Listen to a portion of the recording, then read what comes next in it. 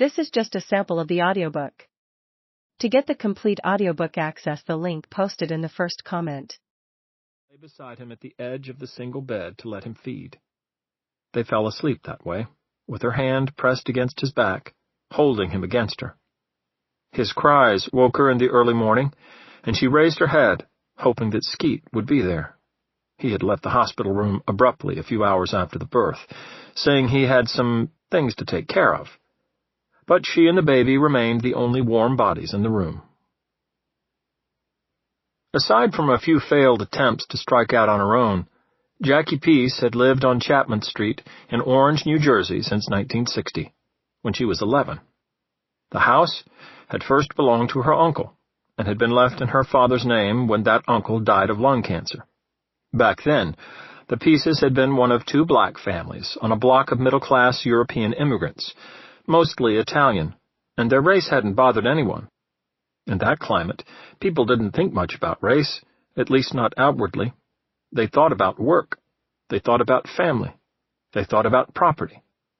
Men woke early and rode buses and carpools to the factory jobs that were the lifeblood of the greater Newark economy.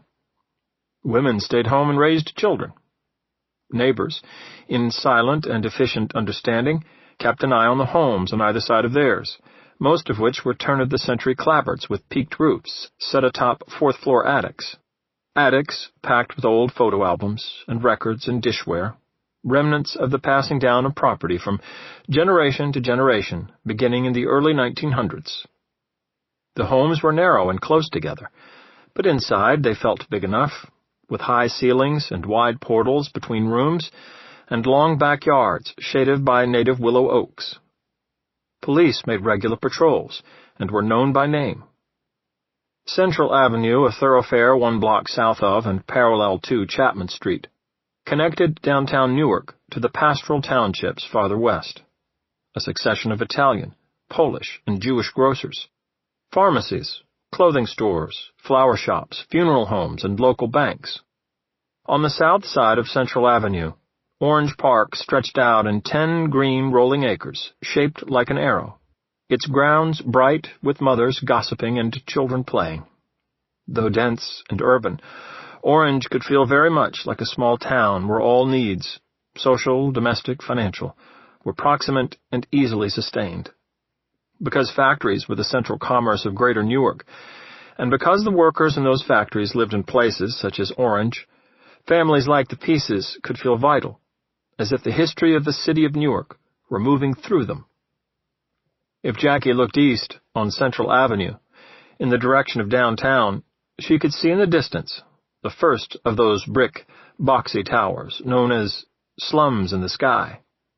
The Federal Department of Housing and Urban Development had erected 16 of these projects in the 1950s to manage the influx of Southerners seeking industrial work, mostly poor and mostly black. These communities had been intentionally segregated by race, in accordance with the common wisdom of urban planners at the time. If people were going to be stacked in such an uncomfortable way, they'd likely be more comfortable stacked with others of their own kind. The towers also served to segregate the urban problems of drugs, violence, and extreme poverty. With such signals largely contained behind those sheer walls and barred windows, people like Jackie and her siblings could drive wide around them, windows up and doors locked. Jackie's father, Horace, worked at Linden Assembly, a General Motors plant 3 towns away. She didn't know what he did exactly, only that his work involved simple mechanical tasks that he performed over and over again, all day, every day. She'd always figured this repetition to be the source of his sternness, his absolute insistence on correct manners and etiquette. To him, life was lived successfully by getting the small things right every time. If he grew lazy on the job, he'd be fired and replaced by someone else who wouldn't, any one of the thousands of workers who could do what he did. Likewise, if Jackie or her siblings forgot to say, "May I please," when asking for something, they'd be slapped once hard on the back of the head. Days were about doing your chores and schoolwork quietly, keeping questions to a minimum. Nights were about staying out of Horace's way, also quietly, which was harder to do as younger siblings.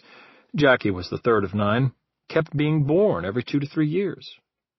That house came to feel quite small indeed.